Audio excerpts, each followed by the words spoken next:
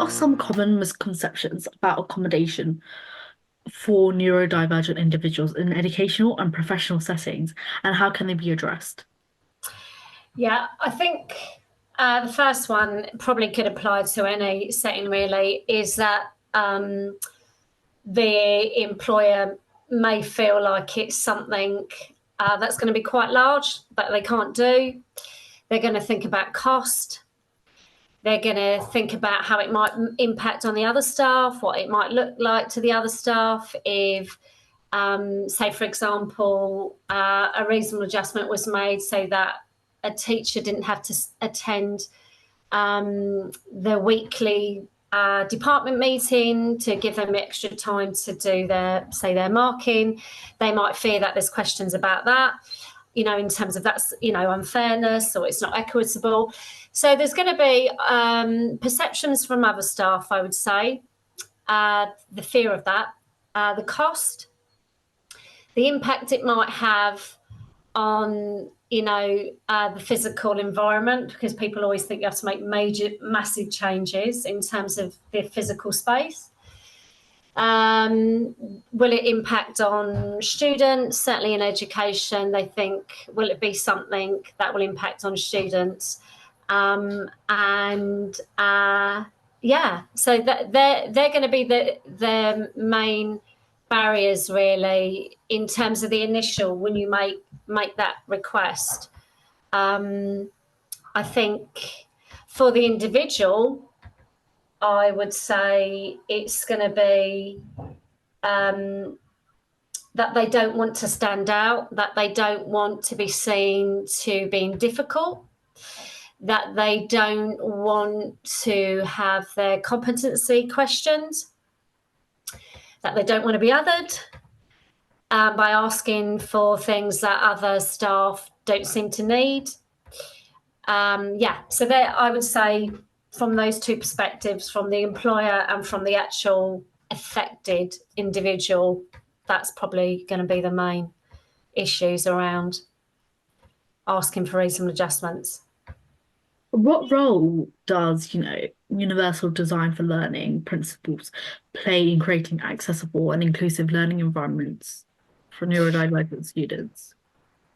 Yeah, so universal design is for learning is, for students is about making, so for example, that would be, things like differentiation in the lessons in terms of how you communicate to students.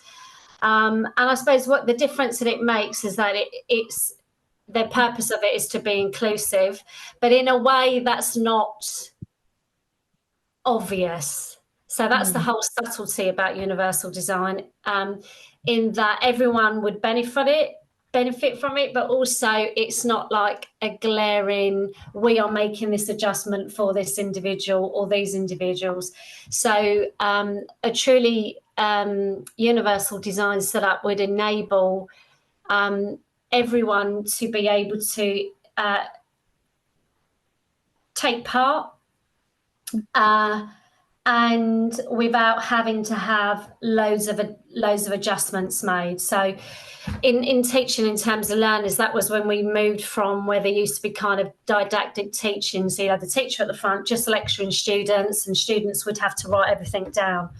So if you have your executive function, and if you're a little, in terms of your processing is a little, it's going to be difficult for you to get that all done. You're going to be at a disadvantage. So now with the universal design, is that there would be more encouragement to do things in which you might set group work to allow individuals to do it at their own pace.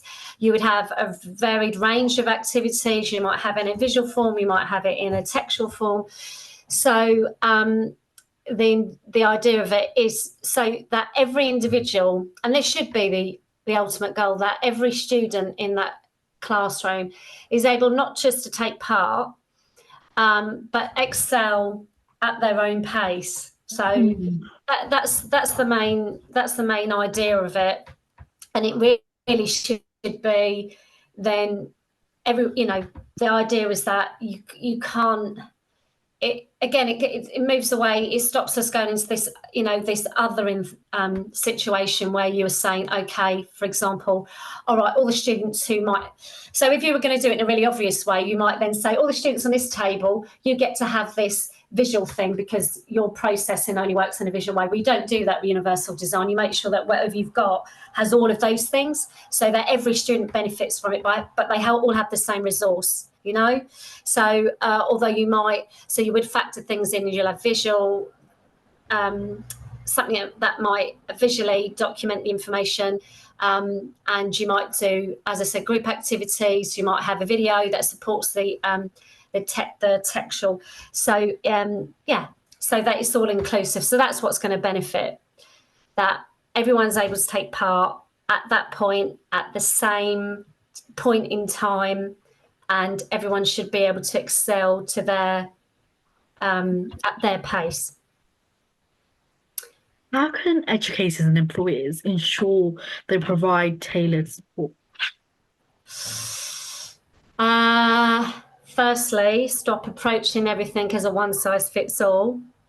So reasonable adjustments are meant to be specific to an individual.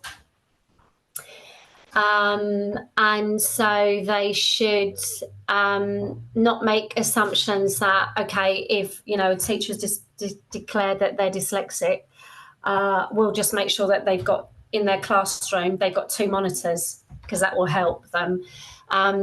What they can do firstly is listen to the individual who's asking, set up the, as I said, set up the workspace so that there's less need to declare.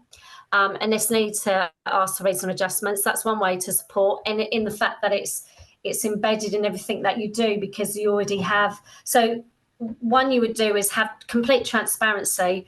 So in schools, it would be in the kind of communal areas, make it known that that the school or college sees that their population in terms of the students and the workforce is a neurodiverse one. So there's going to be a variance, in terms of, so make that known, make it something that's really positive, move away from the deficit language and the language associated with the biomedical and pathology paradigm. We're talking about condition, disorder.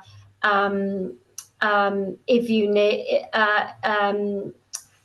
try, move away from those things in which someone feels like they need to be fixed, and approach it more from the neurodiversity paradigm, which is doing things that are affirming in terms of neurodiversity.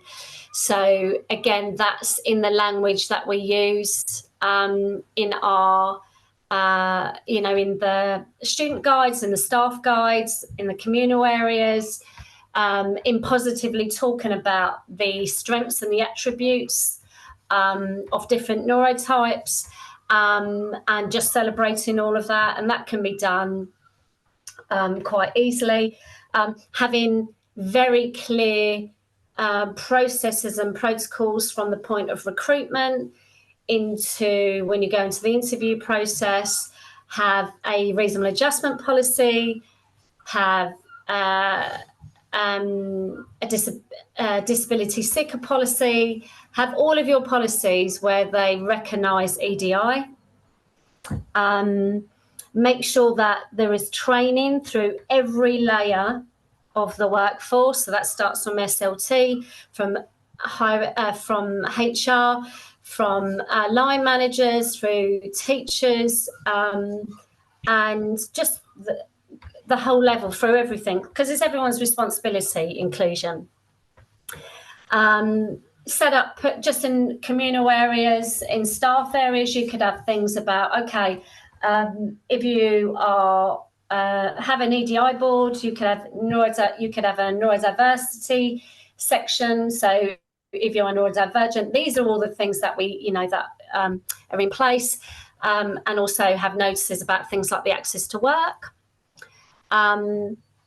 So yeah, just basically in every opportunity, we need to recognise, appreciate, and do something tangible tangible about inclusion, and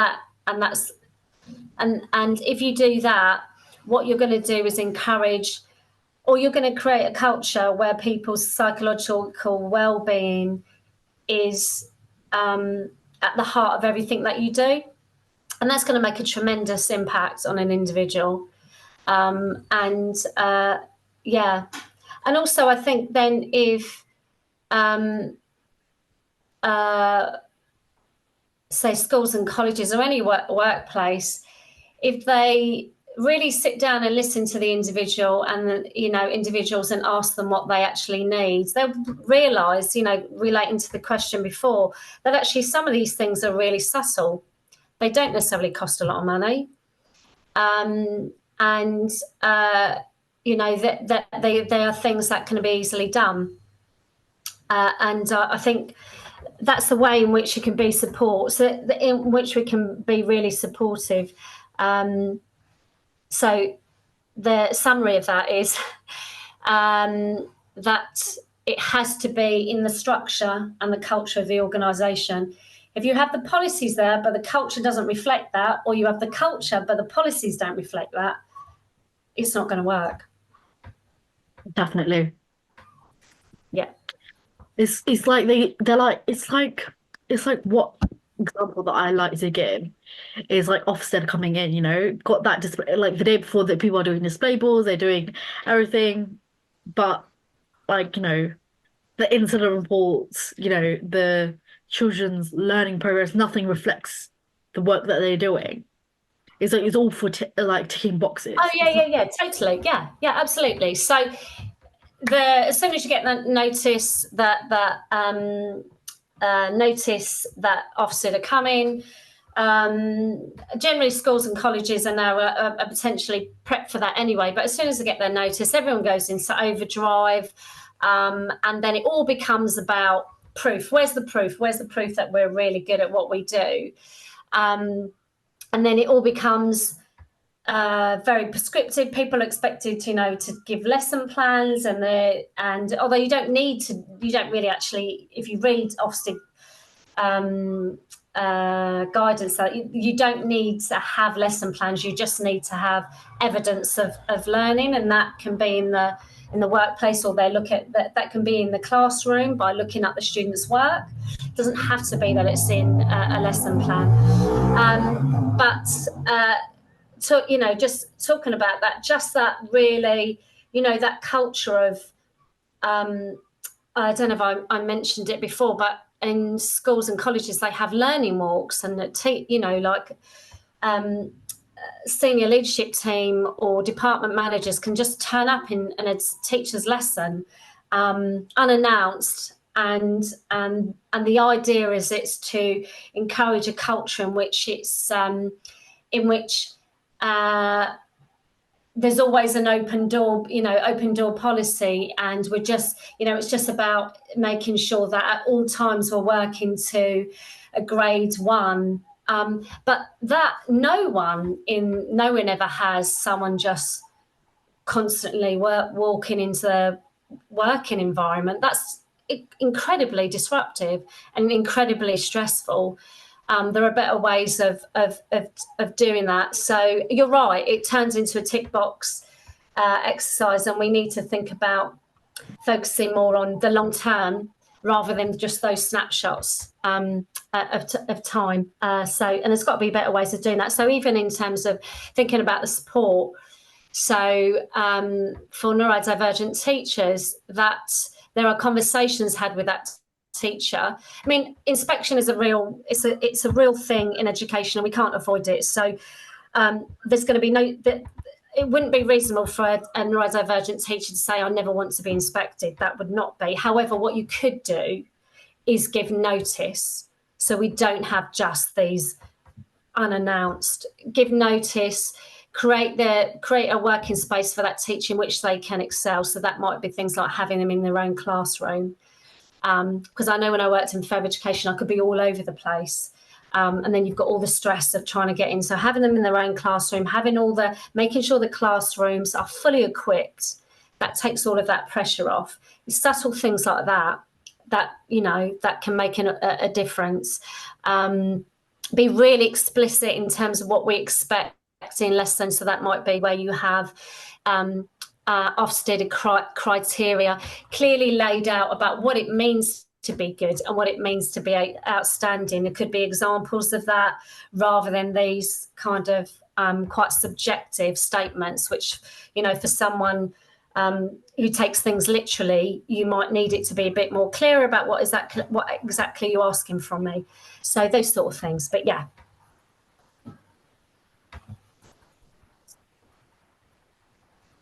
Looking to the future, what opportunities and challenges do you foresee in advancing accommodations and accessibility for neurodivergent individuals in educational and professional settings?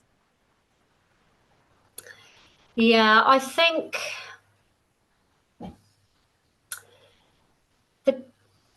the challenge is always going to be how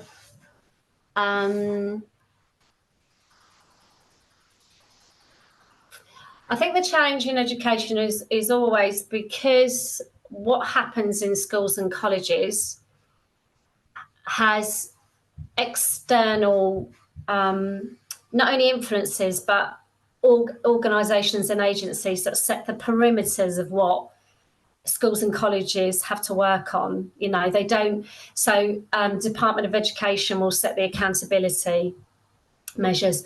Ofsted will set in terms of the performance standard, and influenced by what the Department of Education says.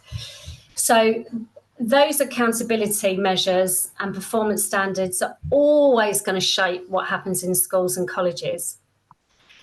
And if it's in the private education sector, whatever body that governs that is going to be the same. And I think that's the tension. How do you manage all of the expectations of accountability alongside making your workplace fully accessible for neurodivergent teachers?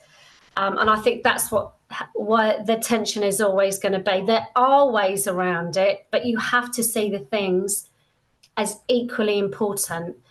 And unfortunately, at the moment in education, because they're not measured on things like how inclusive you make the workplace for neurodivergent teachers. They're measured on things about, achievement, management, and while you don't have any performance indicators and how they make the workplace more accessible, the focus is never going to be there as much as it should be. That's the biggest challenge. The biggest challenge is to get all the organisations associated with education and the schools and colleges and universities themselves to see that if you make your workplace and culture and structure inclusive, that will pay off in dividends more than you could even think about in terms of retaining your workforce and recruiting in your workforce.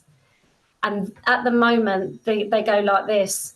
They just don't connect. That connection is not there. That's the biggest challenge. So seeing EDI as, it's still seen as, and no one would say this, but it's still seen as a nice to do rather than something that's fundamentally at the core. And that's the key issue. I agree. It's always like a tick box activity. It's like if you have it, it's just something to flaunt but never to practice. Yeah. Or you'll have some good examples in a college. So you might have something like there. I recently heard about, I need to get in touch with, there's one college I heard they've got a community network for neurodivergent teachers, which sounds fantastic. But if that is just that network and it doesn't transcend to everything that college does, then it, again, although amazing, could quite easily turn into a tick box.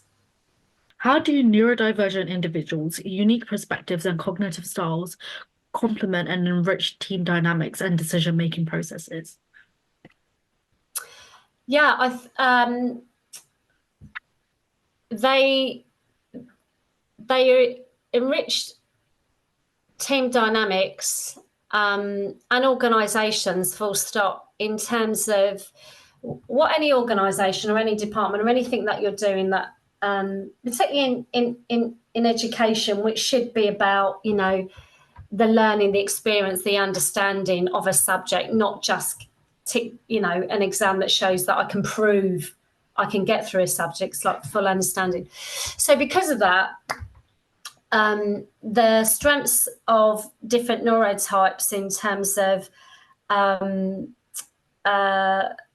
what they may contribute in what they create, in how they think, in how they see the world, in how they process, that's all going to be of benefit, you know, benefit to a team. Because when, in terms of innovation and growth, you can have innovation and growth coming from one person, but if you then multiply it by having all the team contributing to innovation and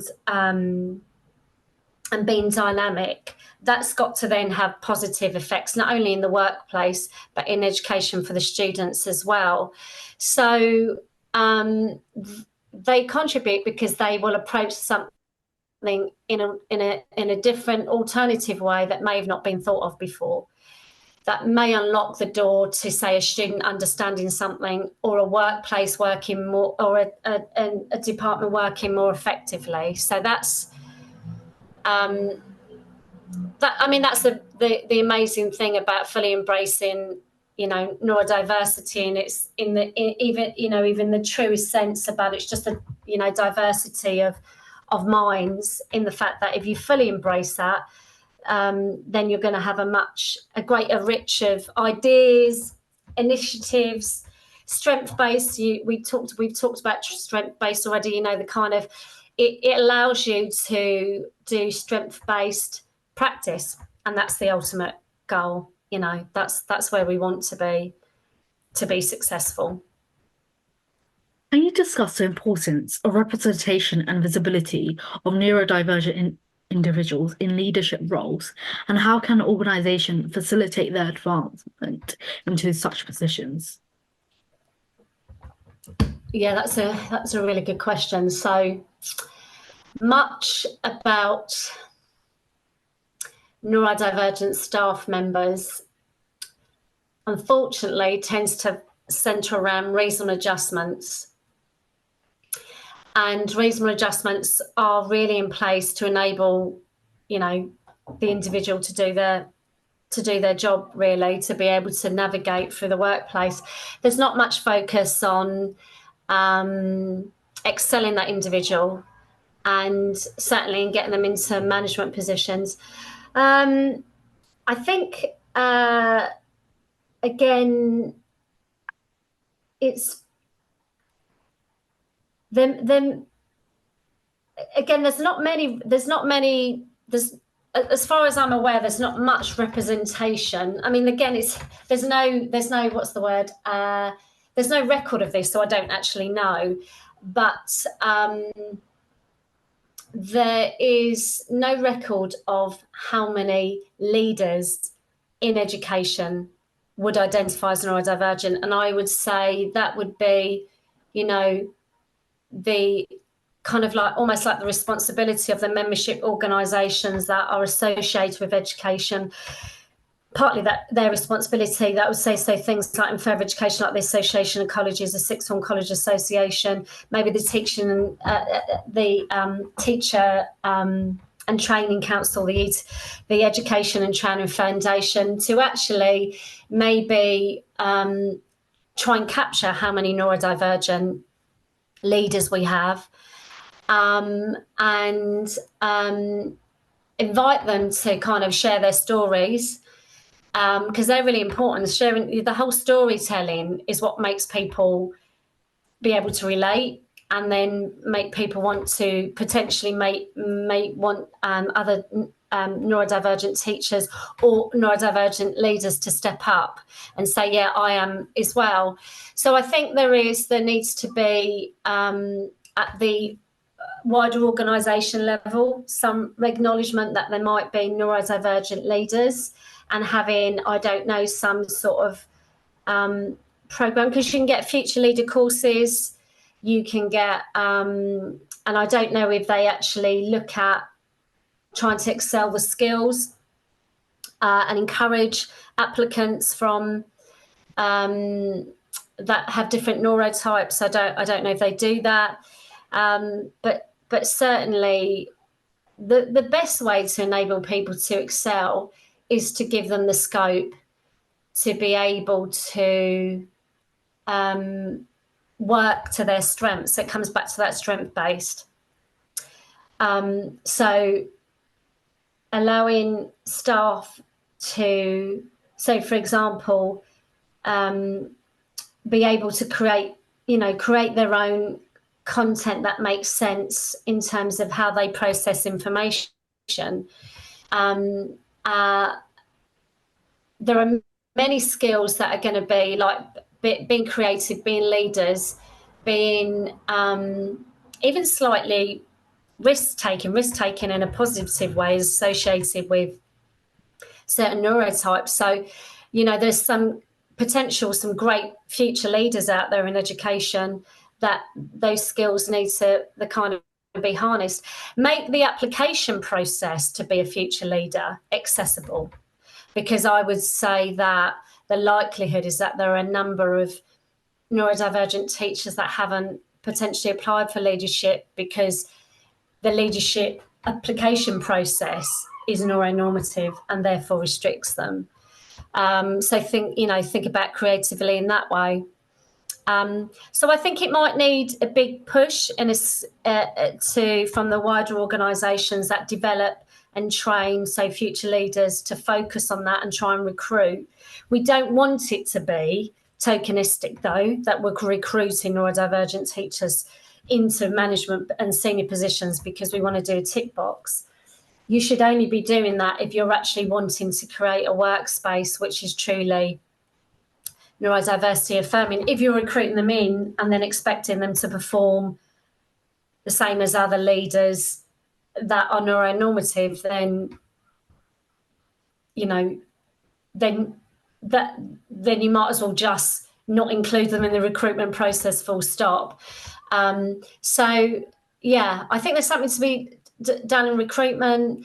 I think there's something to do in encouragement. I think you need to change your culture first, because I think we need to change the culture of in education from moving away from surveillance and one size fits all. And unless you do that, you're never going to get a big increase of future leaders that are neurodivergent in education. I mean, there might be some out there, but I was in a middle management when I was in education, middle and line management, but I had to operate in the neuronormative structures of the management structure there. So do you see what I mean? So it wasn't that it appreciated I might do things a bit differently. So yeah, so it's a difficult one because it's almost like talking about a group that we don't know if it even exists. I mean, it must do. There's got to be. If neurodivergent people are meant to be 15 to 20% of the population now, then there's got to be some leaders in education. But for whatever reason, they're not able to. We don't know about them. We should know about them. They would make the difference because they would also be the champions and the advocates of the movement, really. So yeah. What barriers do neurodivergent individuals often face when attempting to share their perspectives and expertise in educational and professional environments, and how can these barriers be overcome? Okay, so that's twofold. So one is going to be introspective and one is going to be the external. So introspective is going to be getting over that feeling of imposter syndrome for the individual. I used to get that when I was teaching, and there would be times when words, I didn't forget words. They would just disappear altogether, and I'd be in a classroom, and I used to get this sense that it was almost, it felt like an aura. So I would know, say, for example, if I wrote something on the board and I knew it was incorrect, and I'd get this aura about that's not right. And I did used to ask the students, and most of the time I used to have a glossary sheet with me, but say there was something that came up, and then I'd come out of that classroom, and even though it would be corrected, I'd come out of that classroom and I'd berate myself. I shouldn't be here. I shouldn't be a teacher. I couldn't spell that word. I couldn't recall that word. And because we see, if you're able to spell, look, you can prove that you've got intelligence. That's the world that we live in. And a good teacher should be able to spell. But that didn't make me a good teacher. That's not what makes a good teacher. It's so much more complex than that. But it was also what the students going to think. But students didn't think anything. I mean, they in the fact that you can be fallible, but also go, hang on, sorry, check a minute. But at the moment, I just can't recall that word. How do you spell? And they were never negative in that way. But it's how you feel about yourself. So it's only your own internal ableism. That's the thing. Imposter syndrome. Because in the culture of education, it is about proving that you quite easily can start berating yourself. So that's one of the big barriers, I would say. Not made any easier by the fact that when you walk into, even though at the application process they might say, please let us know if you need any reasonable adjustments, or if you are, you're filling one of those equal opportunity statements. But then no one, other than if you say, potentially could I have the questions in advance, or you might ask for adjustments, or you may not ask for adjustments. And again, that might be affected by the fact that I don't want to be seen as a burden, so I'm not going to ask for those adjustments. So again, that's a kind of barrier, because it's not made you're not made to feel that it's anything more than them being compliant by asking you. Mm-hmm. And then you turn up, I think I said before, I turned up, I went to one interview and I had my micro teach that you have to do in the morning and at 9 a.m. and they didn't interview me till 2. So even though they asked me about my, are there any adjustments, the setup wasn't inclusive, didn't think about the fact that that's a huge amount of time. And I would have been massively fatigued in all those hours between having the micro teach and being interviewed. So I think there's that. And what was the other part? Sorry, that was... The second part was, how can these barriers be overcome? How can you overcome barriers? Yeah, so the key thing, how you're going to overcome those barriers, is by creating... I know I feel like I'm almost repeating myself, but it's so true. If you want people to feel comfortable or not berate themselves, then you need to create a culture in which we are allowed to not make mistakes, but we are allowed to be fallible. Infallible? Fallible. I think it's fallible. You're allowed to, for these things, as a human, you're not a machine. I mean, I did, as part of my PGC, I did a tiny little bit of research as part of my dissertation. I looked at the impact. I did some observations of lessons of teachers that were dyslexic and lessons of teachers where they hadn't declared that they were neurodivergent, to see what difference it made. And teachers who weren't neurodivergent or didn't declare a particular neurotype did the same thing. They wrote something down wrong, because it can be other factors, like the fact that you've got 26 pairs of eyes staring at you, or you might just have a little moment. But because education is very much turned to what they call a kind of performative. So Stephen Ball, who's like an eminent professor in education, talks about how education has become calculable, so how it can be measured rather than memorable. And I think because that culture permeates everything, that the way to overcome is to have a culture which is accepting, which creates a culture of where you feel like you're included and you feel like you can declare and you can feel like you can just take a breath, decompress and go, okay, that happened in the classroom, but I'm not going to berate myself over that. And I think that's how those barriers create a culture that's affirming, that's inclusive, and that that will make the difference in terms of for those individuals. And again, the other things I said, there might be barriers. So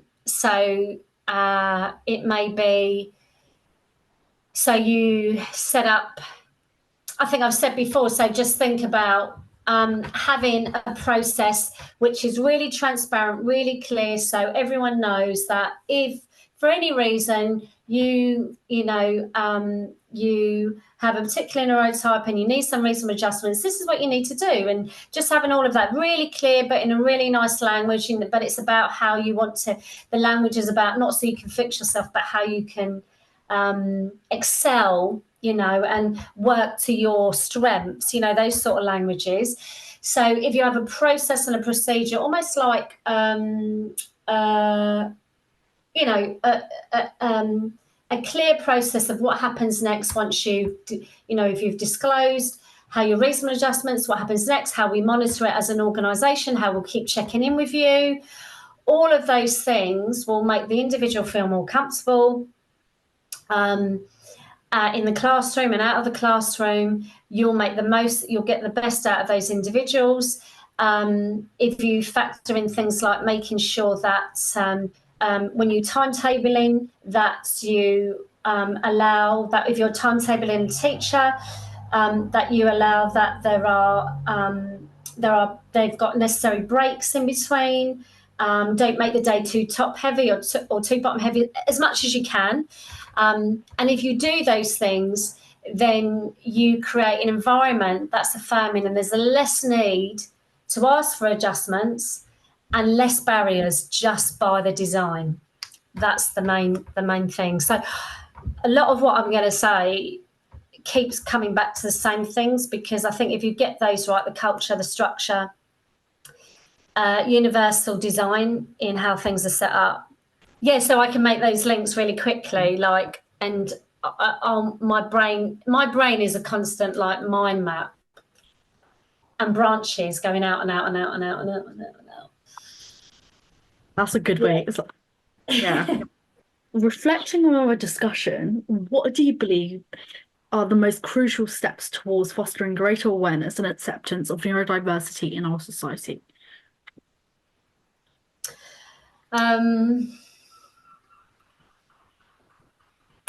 I suppose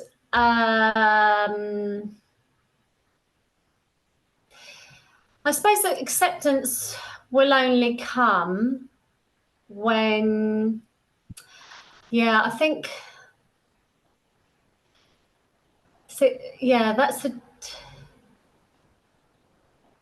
I think it comes to not so much acceptance, but to integration. And integration will only come when we fully have structures in the workplace, in education, that make space for different neurotypes and different ways of processing and thinking about things.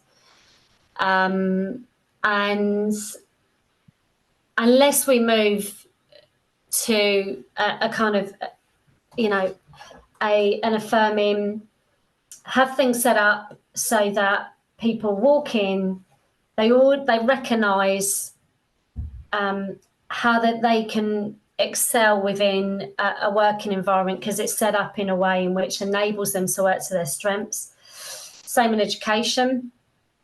and the organisations that feed into those things. So, I mentioned in education, you've got the Department of Education, you've got Ofsted, you've got Ofqual, and all of those other organisations that feed in and set the perimeters in education, if I was using that as an example. Until they embrace neurodiversity in terms of in everything they do, then we will only ever have a level of acceptance, because I think acceptance to me feels like a little bit like the word support, in the fact that it's, oh, okay, then, yeah. All right, then, yeah, I suppose we better, we'll accept, we'll make allowances for. We don't want anyone making allowances. We want to be part of, it needs to be what they call a simulation. So a part of everything that's done. That's the only time that things are going to be different, is when it's fully assimilated.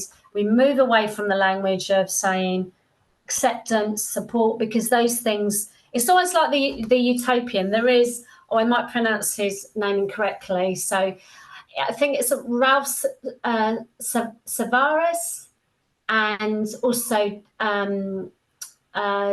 Dr. Nick Walker talk about this concept called neurocosmopolitanism, and it's about how a world, it's like the utopian, it's like a world that recognises and fully simulates, integrates all different neurotypes, and has everything set up in that way. And that might be a good step. An easy step is to do the universal design principles. That's a really good first step in terms of trying to simulate. But it has to be happening in all the kind of key structures in our society. So that would be things like education system, our legal system, our and within that the workplace, or even I suppose the economic system, because there are strong links made to capitalism, and capitalism benefiting from the neuronormative way of doing things. And I think, I'm not going to get into a debate about any other form of economic system, but just in terms of it has to be assimilated in all the other areas. But equally, we need to take every individual, and in an organisation, I talk about it in my research about the idea of policy actors. You are an actor, you have agency, you can make a difference. And I think that's the thing. So in schools and colleges and higher education, they may be bound by funding and funding indicators or things they have to do in order to meet the funding requirements, which takes up a lot of their time, and a lot of their headspace, but they are still policy actors, and they have agency, and they can make changes, and they can do what they can with the agency that they have. And I think that's the same for all of us. But I think this idea of neurocosmopolitanism, I can't say it, but I totally believe in it, neurocosmopolitanism, and that the idea is that, so that we're fully, a neurodiversity affirming society we'll get there through these baby steps, but we all need to be part of it. And we need to move away from talking about accommodations, adjustments, because that's still only just making room for, rather than fully embracing and assimilating. Yeah. Looking back on our conversation, what's the most important takeaway or message you want our audience to remember?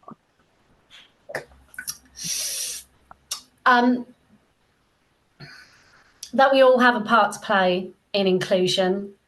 We all have a part to play in being advocates on every level. And we can also do self-advocacy if you are someone who's neurodivergent, and that may be in a teaching environment.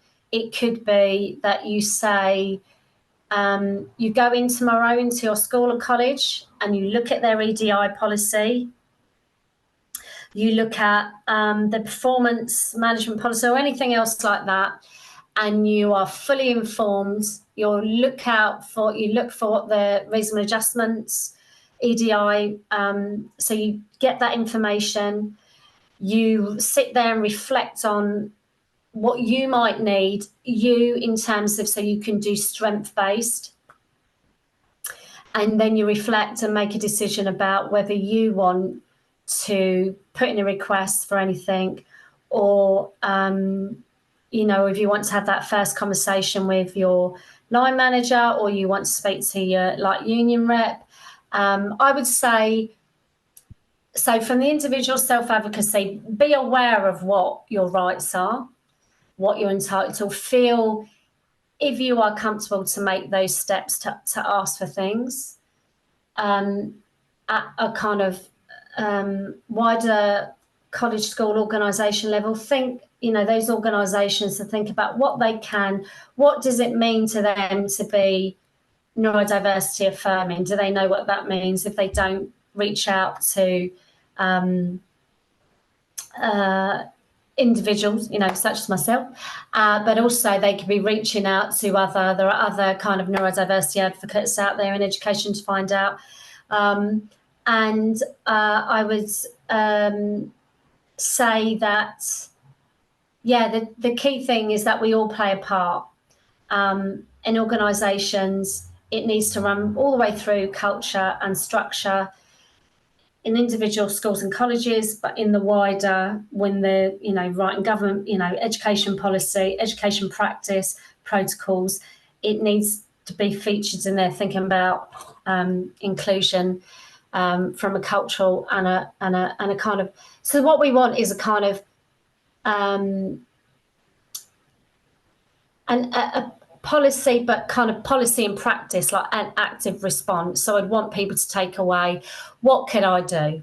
What could I do if I'm doing self-advocacy? What could I do to be an advocate for my neurodivergent education, professional educators? And that's in any profession, actually, or any workplace. What can you do to be an advocate is what I'd say take away from it, would be the ultimate. And if you don't know what to do, get in touch. I'd be more than happy to guide you. Also, I would like to say, do a little plug and say, if there are any neurodivergent educators out there and they would like to be part of the group, please do get in touch. We meet every third Thursday online. I will be posting about it on my LinkedIn, so do get in touch. And people can opt in and out. It's a space for you to decompress, to get some information. The session I'm doing next Thursday, so it's actually the fourth Thursday of the month, this month, but it's normally the third.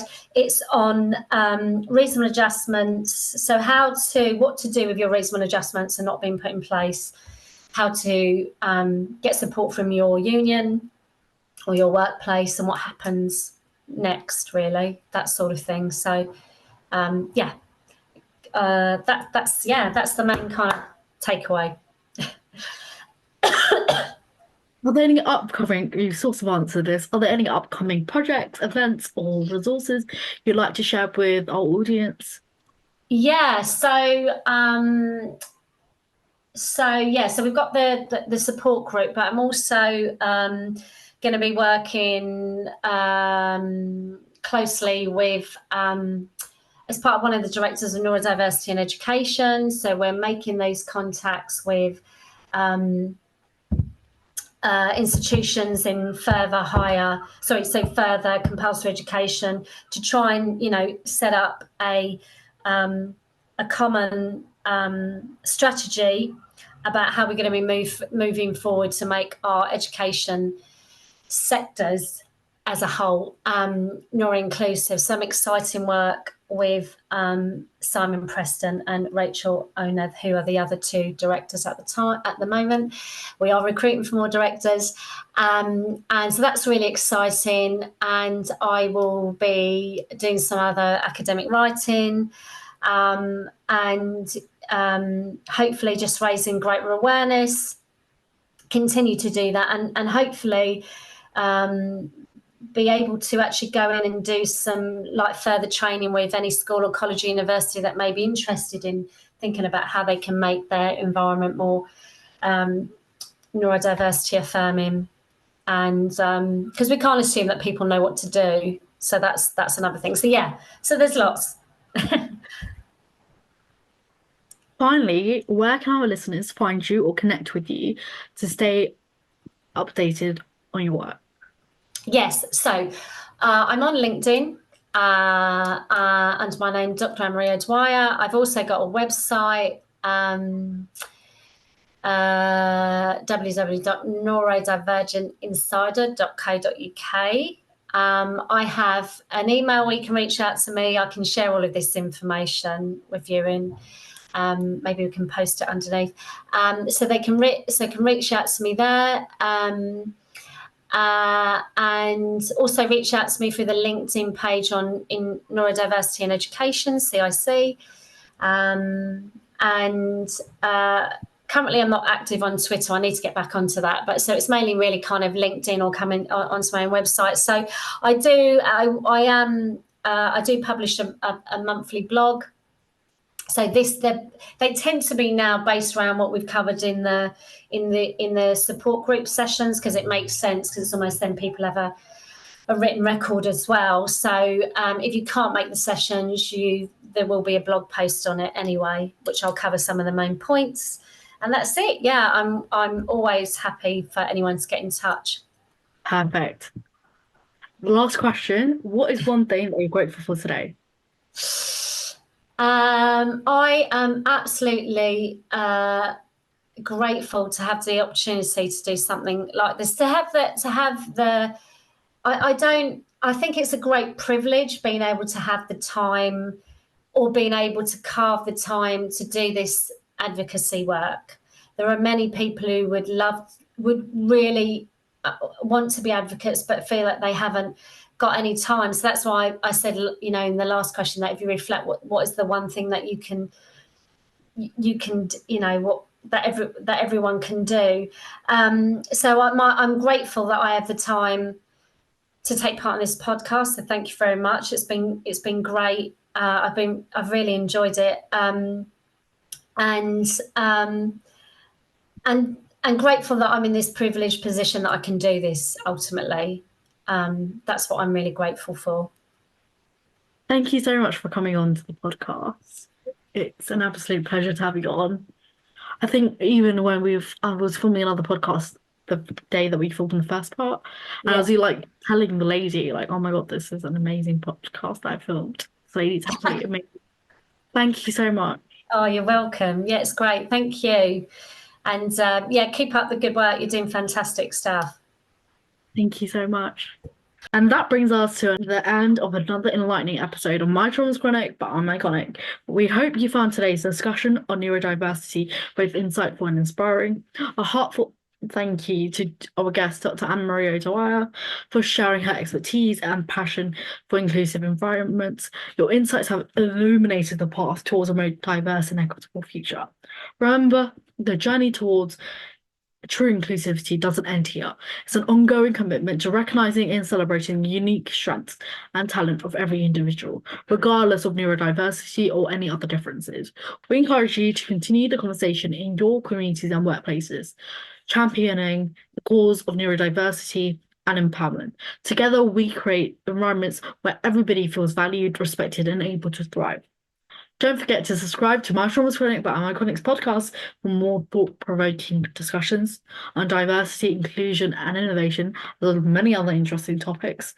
And if you enjoyed today's episode, please leave us a review. It helps us reach more listeners like you. Stay iconic until next time.